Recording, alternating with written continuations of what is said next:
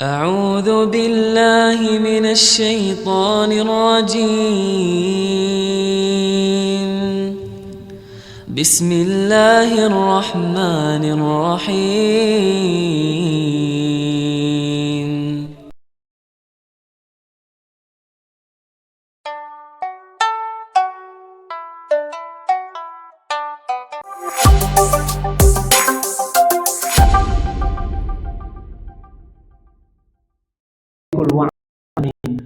Allahumma sholli wa sallim wa barik ala nabiyyina Muhammadin wa ala alihi wa sahbihi ajma'in. Para sesepuh, para pinispuh, para jamaah yang insyaallah dimuliakan Allah. Bagaimana kabarnya Bapak-bapak, Ibu-ibu? Alhamdulillahirabbil alamin. Kita bersyukur pada Allah masih diberikan karunia Bapak Ibu kita semua dalam keadaan sehat walafiat. Kesehatan menjadi nikmat yang kadang dilupakan, ya. Nikmatani mahbunun, bahwa dua nikmat yang dilupakan padahal itu memberikan kontribusi bagi kita, yaitu as-shihah wal farah. Nikmat sehat dan waktu luang. Saya kira ketika Bapak Ibu teng dalem nggih ketinggalan nggih waktunya longgar. Mending kemudian tindak wonten masjid mustakfirin untuk kemudian sambil menunggu waktu berbuka dilakukan thalabul ilmi. Ini sesungguhnya para malaikat di sini banyak ya. Bapak-bapak mirsani mboten? Oh. Iya, ini para malaikat mencatat kebaikan, ya. Mencatat amal-amal kita dan insya Allah penggugur dosa kita sesungguhnya hadir di dalam kesempatan ini. Orang yang menuntut ilmu, yarfa'illahu allazina amanu minkum wallazina utul ilma darajat. Orang yang menuntut ilmu dan beriman itu akan diangkat derajatnya oleh Allah Subhanahu wa taala dengan beberapa derajat yang berbeda dengan orang yang tidak menuntut ilmu. Maka bersyukurlah Bapak Ibu meluangkan waktu dan sehatnya untuk kemudian hadir di majelis yang mulia ini. Sungguh majelis yang mulia. Apalagi Bapak Ibu dalam keadaan berpuasa, doanya orang berpuasa itu makbul. Ya, doa orang yang berpuasa makbul. Jadi dikabulkan oleh Allah Subhanahu wa taala. Insyaallah nanti kita juga tutup nanti kajian ini dengan berdoa supaya mendapatkan limpahan karunia dari Allah Subhanahu wa taala dan insyaallah doa-doa kita dikabulkan oleh Allah Subhanahu wa taala. Amin ya rabbal alamin. Sekarang sudah hari keberapa Bapak Ibu? 19. Besok sudah 20. Berarti sudah malam likuran. Menyongsong 10 etape terakhir di bulan suci Ramadan. Ada Sultan Iskandar Zulkarnain yang diceritakan oleh Haji Abdul Malik Karim Amrullah, dikenal dengan namanya siapa? Hamka, ya, Haji Abdul Malik Karim Amrullah bercerita suatu ketika Raja Iskandar Zulkarnain itu mengumpulkan prajuritnya malam-malam. Malam dalam keadaan gelap dikumpulkan, kemudian beliau mengatakan sesuatu yang penting di dalam perjalanan nanti menuju suatu daerah. Beliau berpesan, wahai para prajuritku, ketika perjalanan malam ini nanti kamu semua akan mendapatkan perjalanan melewati sungai. Melewati sungai, maka perhatikan ketika menginjak dasar sungai, silahkan ambil yang ada di dasar itu untuk dimasukkan di tas yang Anda bawa. Nah, pesan ini kemudian ya karena pesannya mungkin prajuritnya banyak begitu ya, sehingga ketika malam-malam, betul itu, malam-malam akhirnya melewati sungai. Kalau kita melewati sungai cing mboten. Ya, mungkin ya diangkat ya pakaiannya. Karena ini seorang prajurit, bukan sekelompok prajurit ya, bukan seorang saja, tapi sekelompok prajurit, sehingga kemudian langsung menyusuri sungai tersebut. Ada 3 kelas, 3 golongan ketika menyusuri sungai itu. Yang pertama, itu golongan yang menganggap biasa saja apa yang dipesankan oleh Raja Iskandar Zulkarnain. Wah, paling kita menginjak batu. Kenapa harus mengambil batu? Repot-repot amat, gitu? Repot-repot amat saja nggak repot. Ini dibuat repot. Ya. Akhirnya golongan yang pertama ini berjalan saja menyusuri sungai, kemudian sampai di daratan. Nah, sementara ada golongan yang kedua, dia masih ingat, apa yang dipesankan raja harus saya lakukan.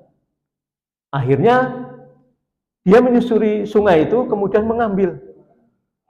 Tapi dia tentu tidak mengambil semuanya dengan gembira. Dia mengambil itu apa adanya saja. Lah ya paling batu. Ya udah ini sekedar memenuhi saja. Memenuhi perintah raja. Akhirnya diambil. Walaupun tidak semangat. Tidak semangat karena menganggap ini hal biasa membawa batu.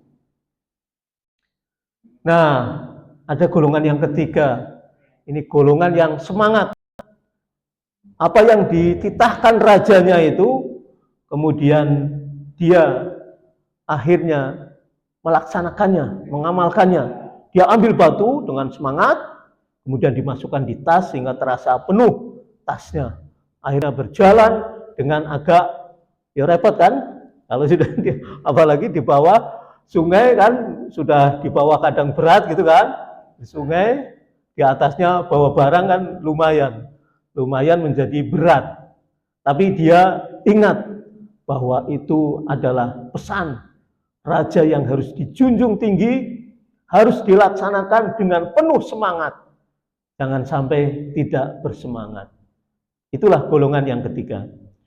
Malam-malam sudah lewat daratan dan sampai pada suatu daerah tersebut, kemudian dikumpulkan esok paginya oleh Sultan atau Raja Iskandar Zulkarnain. Wahai prajurit, apa yang kamu bawa?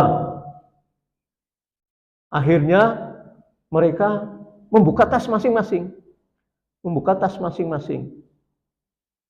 Ternyata yang membuka tas itu senang sekali, Pak. Ibu, senang. Karena apa? Isinya bukan batu. Isinya apa? Isinya adalah, menurut cerita ini loh, ini intan berlian yang diceritakan oleh Hamka ini. Isinya intan berlian. Betapa senangnya golongan yang ketiga itu, yang sudah repot-repot membawa itu, alhamdulillah dapat intan berlian, syukur sekali dia, sangat bersyukur. Golongan yang kedua agak menyesal, gitu. Waduh, nek ngerti ini adalah berlian, saya bawa banyak, saya akan masukkan itu ke dalam tas. tapi sudah menjadi bubur. Ya, bubur sudah terlanjur. Hanya membawa sedikit, tapi lumayan. Lumayanlah membawa sedikit daripada golongan yang pertama, Pak, ndelompong. Dia tidak dapat apa-apa. Waduh, kalau ngerti saya tadi wis ambil. Ternyata dia tidak mendapat apa-apa. Itu menyesal. Ya Allah, saya tidak melaksanakan titah raja ya seperti ini. Ternyata Haji Abdul Malik Karim Amrullah ini memberikan sebuah ilustrasi, menceritakan itu, memberikan gambaran dari seseorang yang kemudian memanfaatkan ibadah Ramadan ini. Ya. Jadi ibadah Ramadan ini ternyata ya ada 3 kelas tadi. Yang pertama, kelas menganggap sepele. Ramadan biasa. Ramadan yo poso, sing poso, sing ora poso yo wis ora apa-apa. Kadang ada yang bilang gitu. Ada enggak Bapak Ibu tetangga-tetangga kita yang tidak puasa atau saudara-saudara kita muslim ada yang tidak puasa? Ada. Ternyata Masya Allah ya. Insya Allah tidak hadir di sini. Ternyata Masya Allah Pak. Banyak ataupun ya jumlahnya tidak sedikit lah yang tidak berpuasa. Di dalam penelitian saja, survei Bapak Ibu, itu survei bagaimana umat Islam melaksanakan, mengamalkan ajaran agama, terutama sholat ini. Ini sholat karo poso kira-kira berat mana? Ya, kan yang kalau puasa kan 1 tahun sekali, ya kan? Kalau sholat kan setiap hari ini. Tapi puasa juga berat. Ini yang sholat saja, Pak. Itu yang menunaikan sholat umat Islam itu hanya 38%. Tidak ada 50-an%. Jadi menurut penelitian itu, kalau ada orang 10, maka yang 4 itu melaksanakan sholat, yang 6 tidak melaksanakan sholat. Yang 4 melaksanakan sholat saja, ini kadang berjamaah, kadang tidak berjamaah. Yang berjamaah itu menurut survei itu hanya 2% yang terus-menerus berjamaah loh. Itu mungkin bapak-bapak, ibu-ibu termasuk kategori yang ini ya, insya Allah 2% ya. Jamaah terus ini. Jamaah. Nah demikian juga puasa seperti itu Pak. Ada yang tidak puasa itu golongan 1. Menganggap hal yang sepele. Tidak berpuasa, tidak sholat, kemudian tidak memanfaatkan bagaimana keistimewaan Ramadan. Golongan yang kedua, ya Alhamdulillah sudah sholat, sudah puasa lumayan, membawa berlian lumayan. Tapi ya kadang malamnya tidak taraweh, malamnya tidak sholat, lail gitu. Kemudian infak, sodako juga tidak mantap. Infak sodakohnya biasa-biasa saja. Membaca Al-Qur'annya ya kadang kober, kadang boten kober. Itu golongan yang kedua. Tapi golongan yang ketiga itu adalah mereka yang semangat seperti insya Allah Bapak Ibu ini memanfaatkan betul Ramadan sebagai bulan istimewa. Nah, salah satu keistimewaan Ramadan kita mendapatkan berbagai keberkahan oleh Allah karena di dalamnya ada yang namanya malam Lailatul Qadar. Ya.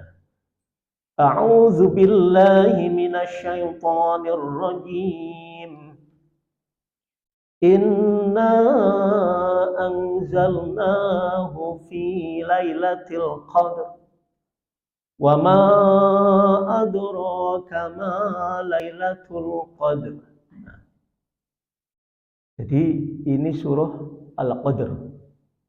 Lailatul Qadar. Jadi untuk bahasa Tegalan ini jangan sampai dirubah-rubah ya. Qadar nanti kemudian disebut qadar. Orang Tegal saya Tegal ya. Qadar pirsa Bu, Bapak. Apa itu? Qadar itu bingung. Iya, orang bingung. Qadar. Jadi umpamanya dia kemana, tidak tahu arah utara, selatan, itu namanya keder, bingung. Tidak mengenal orang juga keder. Itu keder menurut orang Tegal. Tapi ini adalah Lailatul Qadar. Ya. Jangan sampai kita keder, bingung. Waduh, arep bodoh durung entuk apa-apa iki. Jangan sampai. Kita harus memanfaatkan 10 hari terakhir di bulan suci Ramadan. Karena di dalamnya ada malam atau disebut Lailatul Qadar. Nah, di dalam surah Al-Qadar ini, wa ma adraka ma Lailatul Qadar. Jadi kalau ada wa ma adraka, itu adalah rahasia Allah. Kita tidak bisa memprediksi umpamanya di dalam surah Al-Qari'ah. Al-qari'atu mal qari'ah wa ma adraka mal qari'ah. Nah, itu sama. Wa ma adraka mal qari'ah. Hari kiamat. Tahukah kamu apa hari kiamat itu?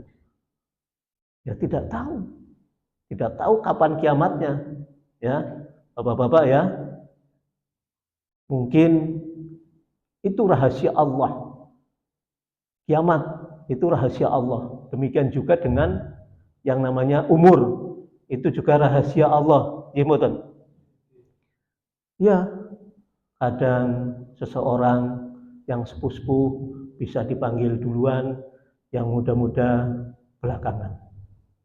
Atau yang sepuh-sepuh, yang muda-muda belakangan, yang sepuh-sepuh duluan. Sami mboten. Jadi bisa saja yang sepuh-sepuh duluan, yang muda-muda belakangan. Atau yang muda-muda belakangan, yang sepuh-sepuh duluan. Sami nggih? Ya, yang muda nggak mau ngalah ini. Tapi ada orang ini keguyon aja Pak. Itu malam-malam mancing habis berbuka, habis sholat tarawih, remaja mancing ikan itu di sungai gitu ya. Karena nggak tahu hukum merokok, dia merokok. Ya, dia merokok. Jadi sambil mancing merokok. Rokoknya jatuh, Pak. Mati. Rokoknya. Oh. Boten remaja nih, Pak. Boten ingkang ngeses niku mboten. Ya mungkin rokoknya dulu nanti juga akan meninggal. Jadi memanfaatkan Ramadan dengan sebaik-baiknya 10 hari terakhir. Wa ma adraka ma Lailatul Qadar. Tahukah kamu apakah Lailatul Qadar ini? Ya. Lailatul Qadri khairum min alfi syahr. Lailatul Qadar itu lebih baik dari 1000.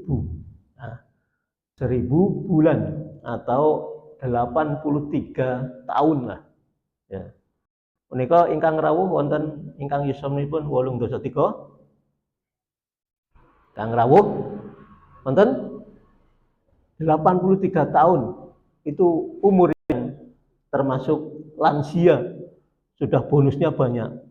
Rasulullah saja berapa? 63 tahun. Itu sampai 83 tahun loh Pak. Kalau mendapati malam Lailatul Qadar. Inilah rahasia Allah. Jadi umur nabi-nabi dulu itu panjang-panjang umurnya. Ada yang sampai 1000 tahun, itu ada berapa ratus gitu ya tahun, itu umurnya panjang-panjang. Nah, Nabi dikaruniai oleh Allah umur 63 tahun, tidak sampai 100 tahun. Lalu bagaimana supaya bisa kemudian mendapatkan amalannya sama dengan para nabi terdahulu? Para nabi terdahulu umurnya panjang-panjang, ibadahnya bagus, sehingga diberikan kesempatan untuk beramal soleh. Nah, bagaimana umat Rasulullah yang umurnya tidak sampai panjang-panjang itu kemudian diberi karunia oleh Allah supaya amaliyahnya sama dengan para nabi-nabi terdahulu. Nilainya juga panjang, nilainya juga lama. Kalau Bapak Ibu mendapatkan malam Lailatul Qadar 83 tahun, sekarang puasanya sudah berapa tahun? Yuswanipun swidak umpami nggih. Yuswanipun 60 tahun. Puasanya sejak 10 tahun umpamanya. Sejak umur 10 tahun. Berarti sudah 50 tahun. 50 tahun berpuasa. Enten mboten ingkang 50 tahun selama 50 tahun berpuasa. Boleh enten nggih, Bapak Ibu nggih? Iya. 50 tahun.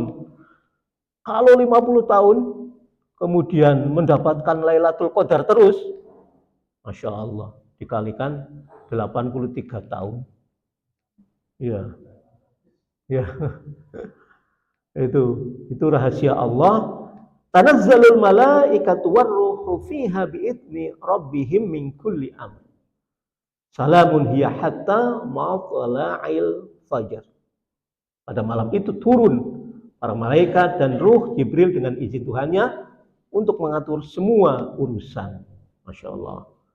Kemudian salamun hiya hatta matla'il fajar. Sejahteralah malam itu sampai terbit fajar. Ini rahasia. Makanya Imam Malik di dalam kitab Al-Muwatta ini menulis, beliau sesungguhnya Rasulullah diperlihatkan umur-umur manusia sebelumnya yang relatif panjang sesuai dengan kehendak Allah, sampai akhirnya usia-usia umatnya semakin pendek sehingga mereka tidak bisa beramal lebih lama sebagaimana umat-umat sebelum mereka karena panjangnya usia mereka. Maka Allah memberikan Rasulullah Lailatul Qadar yang lebih baik dari 1000 bulan. Nah, ini di dalam kitab Al-Muwatta Imam Malik menulis ini bahwa itu menjadi sebuah keutamaan fadilah bagi umat baginda Rasulullah Muhammad sallallahu alaihi wasallam. Ya, karena umat-umat Nabi terdahulu panjang. Pada malam tersebut ya, malam Lailatul Qadar, Allah menurunkan para malaikat untuk menyebarkan rahmat dan kedamaian. Umat Islam beribadah untuk mendapatkan pahala yang insya Allah berlipat ganda. Nah, bagaimana Bapak Ibu untuk kemudian kita mendapatkan malam Lailatul Qadar? Ya, jangan sampai kemudian berlalu begitu saja. Supaya dapat tadi keberkahan yang banyak. Golongan 3 tadi kan, orang yang berpuasa itu mendapatkan malam Lailatul Qadar, dia mendapatkan banyak keberkahan. Menghidupkan tentunya dengan niat. Ya, Bapak Ibu harus dimulai dengan niat. Bismillah ya Allah. Semoga Engkau berikan kekuatan bagi kami, bagi saya untuk mendapatkan malam Lailatul Qadar. Jadi dengan niat dulu. Ya, Bismillah ya Bapak Ibu ya. Insyaallah berniat, ya Allah, mudah-mudahan saya diberikan kekuatan oleh-Mu, oleh Allah untuk mendapatkan malam Lailatul Qadar. Rasulullah itu pernah mengajarkan doa kepada Aisyah. Sampun apal doanipun? Dereng? Sampun? Sinten sing sampun? Nggih. Sampun mbok pilih. Kan Bapak Ibu biasa kadang ada yang ketika habis tarawih itu ada yang kemudian berdoa. Asyhadu an la ilaha illallah astaghfirullah as'alukal jannah wa a'udzubika minan nar. Nah, yang diajarkan oleh Rasulullah, Allahumma innaka afuwun tuhibbul afwa fa'fu anni. Nah, itu yang diajarkan Rasulullah kepada Aisyah. Allahumma innaka afuwun tuhibbul afwa fa'fu anni. Monggo kita sarang-sarang nggih. Asyhadu an la ilaha illallah astaghfirullah as'alukal jannata wa a'udzubika minan nar. Allahumma innaka afuwun tuhibbul afwa fa'fu anni. Allahumma innaka afuwun tuhibbul afwa fa'fu anni.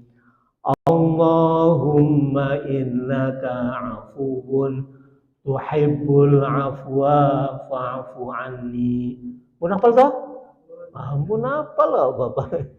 Nah, itu supaya kita insya Allah mendapatkan malam Lailatul Qadar. Sudah punya dasarnya. Kita berdoa agar kita insya Allah, Allahumma innaka afuwun.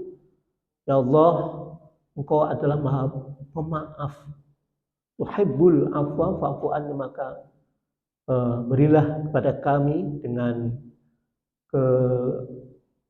mahfirahmu, dengan kesenanganmu untuk bisa memaafkan, fa'fu anni, memaafkan saya, memaafkan kami. Itu.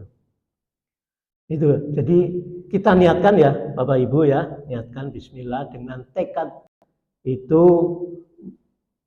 untuk mendapatkan Lailatul Qadar. Jadi menurut buku Bapak Ibu, The Power of Habit, kebiasaan itu ada kekuatannya atau sebuah kekuatan dari kebiasaan. Kekuatan dari kebiasaan itu ada 3. Kalau seseorang itu ingin sukses dari kebiasaan. Ya, seperti ini Bapak Ibu kan sholat kan sudah biasa, gitu. Sudah biasa, sholat 5 waktu sudah biasa. Itu ternyata akan menjadi sukses karena yang pertama adanya niat. Niat yang kuat. Coba saja kalau tanpa niat yang kuat, itu sholat itu bisa, ya tadi, jumlahnya hanya 38%, belum bisa 100% umat Islam.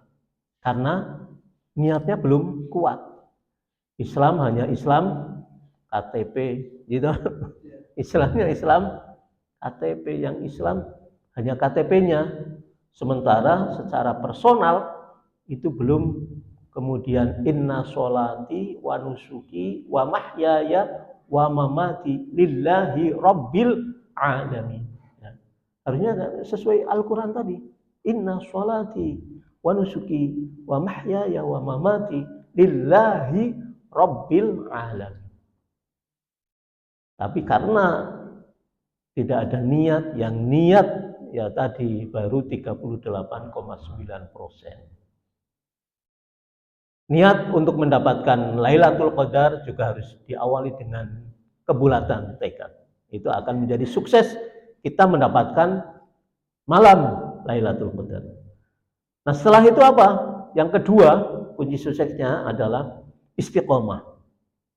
Istiqomah. Bapak Ibu sebelum sholat sudah berwudu, gitu.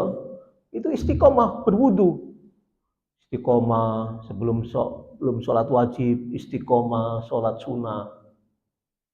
Sholat sunnah sebelum qobliyah atau sesudah ba'diyah.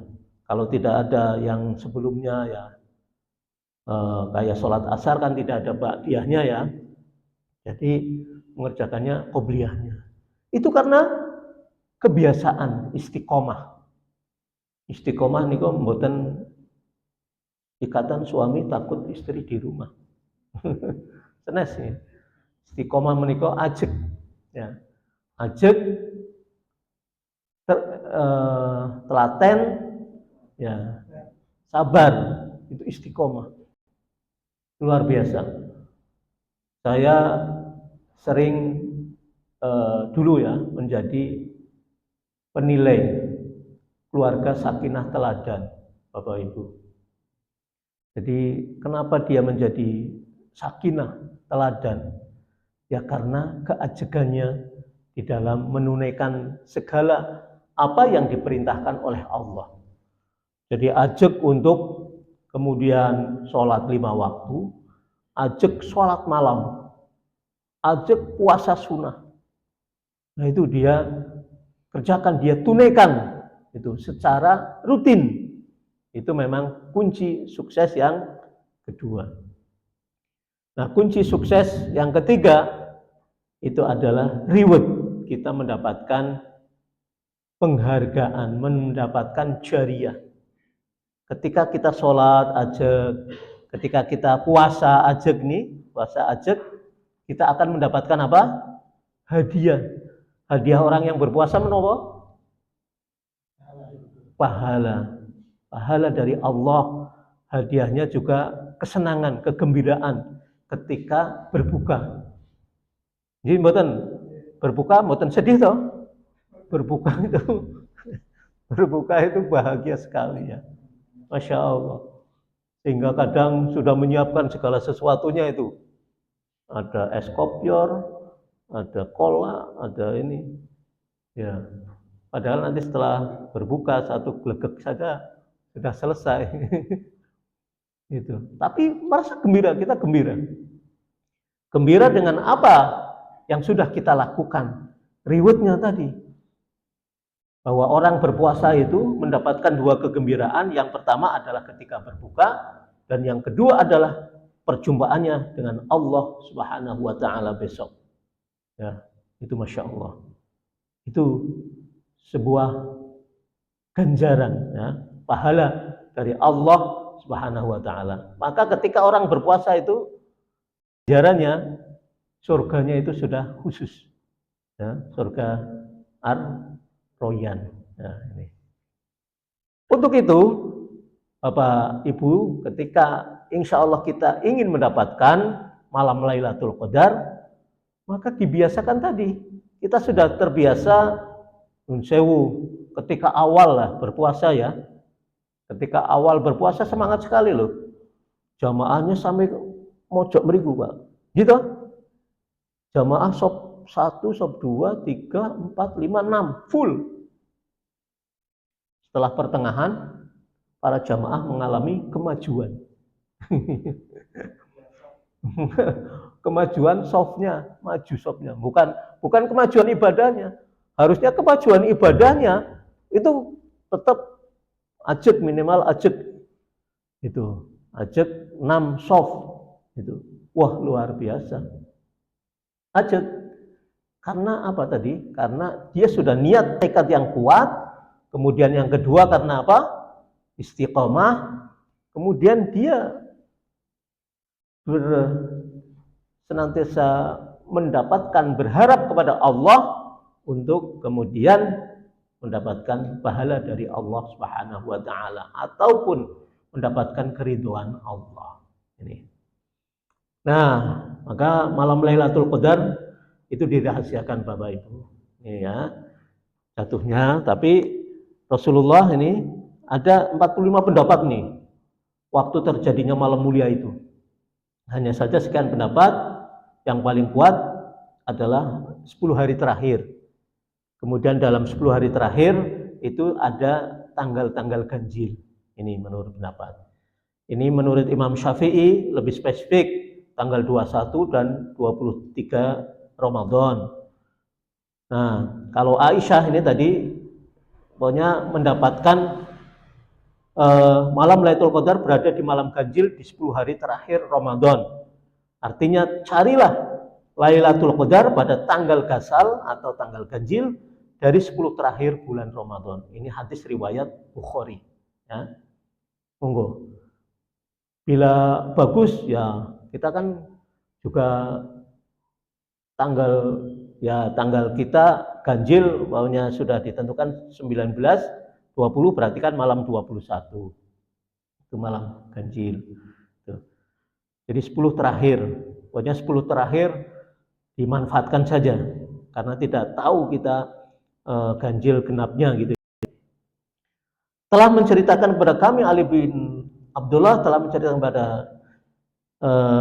kami Sufyan ketika Nabi memasuki 10 hari terakhir Ramadan, beliau mengencangkan ikat pinggangnya untuk lebih giat beribadah, menghidupkan malamnya dengan ibadah dan membangunkan keluarganya untuk beribadah. Nah ini, jadi monggo kita mengencangkan ikat pinggang itu intinya bersemangat di dalam beribadah. Kemudian menghidupkan malamnya, jangan banyak tidur, tidak kata sare. Jadi memanfaatkan itu untuk membaca Quran, untuk berzikir, untuk kajian malam, gitu ya. Dan tidak lupa itu adalah membangunkan keluarganya. Jadi ada 3 Bapak Ibu yang dilakukan oleh Rasulullah ketika 10 hari terakhir. Yang pertama adalah mengencangkan ikat pinggang, ya. Kemudian menghidupkan malamnya, kemudian membangunkan keluarganya. Ya.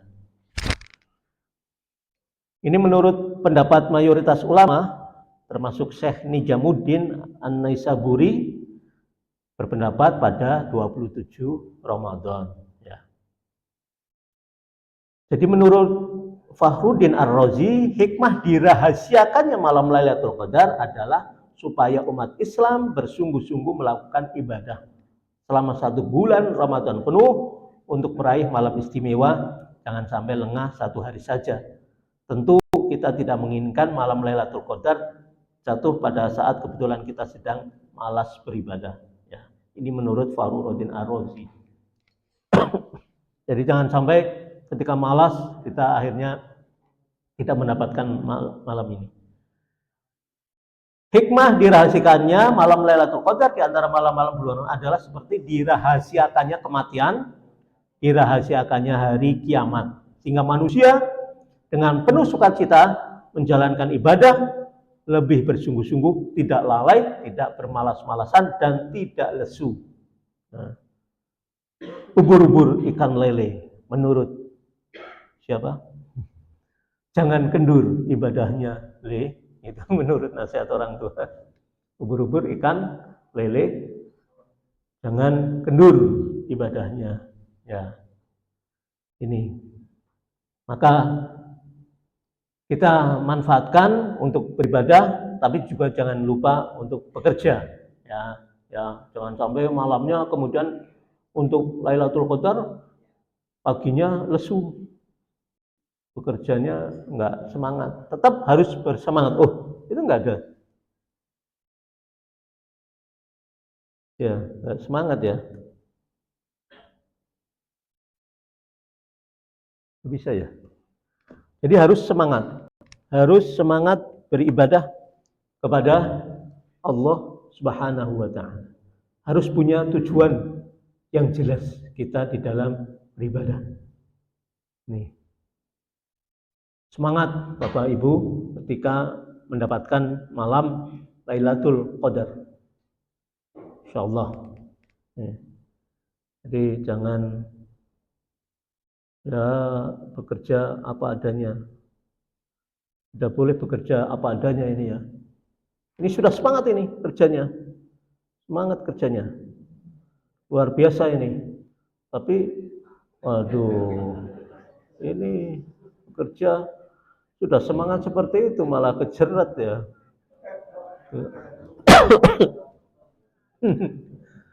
Jangan sampai kita kemudian hanya sibuk dengan kesibukan yang tanpa makna, malah menjerat diri kita sendiri.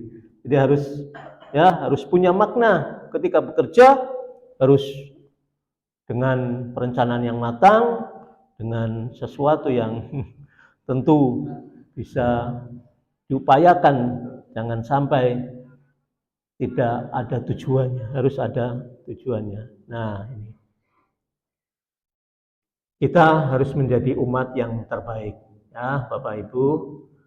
Kuntum khaira ummatin ukhrijat lin-nas ta'muruna bil ma'ruf wa tanhauna 'anil munkar wa tu'minuna billah walau amana ahlul kitab lakana khairal lahum minhum.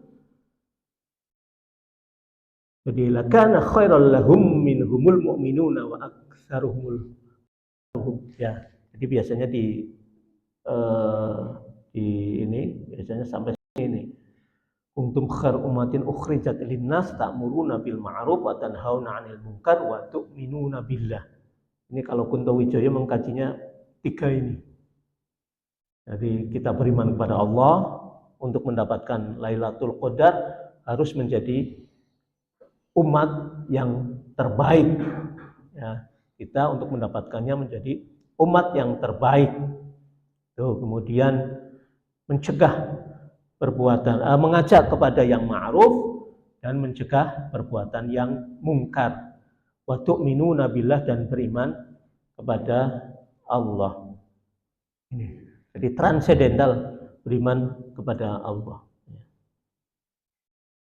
Nah, menurut ulama ini kita bisa memprediksi kedatangannya dengan mengamati kondisi alam. Ini menurut riwayat ya, tapi tidak mesti juga.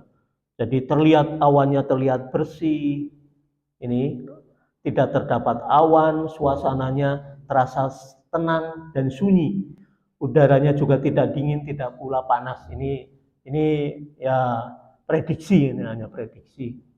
Jadi kalau malam Lailatul Qadar itu suasananya suasana yang tenang, sejuk, tidak panas, tidak mendung gitu ya, terasa tenang bagi kehidupan kita, tidak dingin juga. Jadi itu ya prediksi saja. Jadi kepada Bapak Ibu, monggo kita upayakan untuk mendapatkan malam Lailatul Qadar, malam yang penuh kemudahan dan kebaikan, tidak begitu panas, tidak begitu dingin. Pada pagi hari matahari bersinar, tidak begitu cerah dan tampak kemerah-merahan. Ini menurut hadis riwayat Al-Baihaqi. Nah, ada yang meriwayatkan seperti ini. Jadi menjadi ciri-ciri. Hanya saja prediksi gejala tidak bisa dijadikan acuan untuk bisa meraih malam Lailatul Qadar. Ibnu Hajar Al-Asqalani sendiri menegaskan bahwa ciri-ciri gejala alam tersebut akan tampak setelah malam Lailatul Qadarnya, bukan sebelum atau saat sedang terjadi, sehingga kita bisa mempersiapkan diri sebelum tepat kedatangannya. Nah, jadi itu menurut Ibnu Hajar Al-Asqalani, itu malah setelah mendapatkannya, setelah malam Lailatul Qadar itu berlalu, baru kita ternyata mungkin itu malam Lailatul Qadar, ya.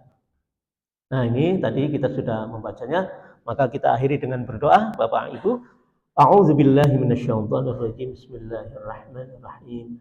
Hamdasy syakirin, hamdan na'imin, hamdan yuafi ni'amahu wa yukafi'u mazidah. Ya Rabbana lakal hamdu wa lakal syukru kama yanbaghi li jalali wajhikal karimi wa 'azimi sultanik. Allahumma shalli wa sallim wa barik ala nabiyyina Muhammadin wa ala alihi wa sahbihi ajma'in. Allahumma inna nas'aluka bi anna nashhadu annaka antallah la ilaha illa antal ahadus samad alladzi lam yalid wa lam yulad wa lam yakul lahu kufuwan ahad. Allahumma ighfir lil mu'minina wal mu'minat wal muslimina wal muslimat al ahya'i minhum wal amwat innaka sami'un qaribun mujibud da'wat ya qadiyal hajat. Rabbana la tuzigh qulubana ba'da idh hadaitana wa hab lana min ladunka rahmatan innaka antal wahhab. Allahumma inna nas'aluka salamatan fid din wa afiyatan fil jasadi wa ziyadatan fil ilmi wa barakatan fil rizqi wa taubatan qoblal maut wa rahmatan 'indal maut wa maghfiratan ba'dal maut. Allahumma hawwin 'alaina fi sakaratil maut wa najatan minan nar wal 'afwa 'indal hisab. Allahumma innaka 'afuwun tuhibbul afwa fa'fu anni. Rabbana atina min ladunka rahmatan wa hayyi' lana min amrina rasyada. Rabbana atina fid dunya hasanah wa fil akhirati hasanah wa qina azabannar walhamdulillahi rabbil alamin. Wassalamualaikum warahmatullahi wabarakatuh.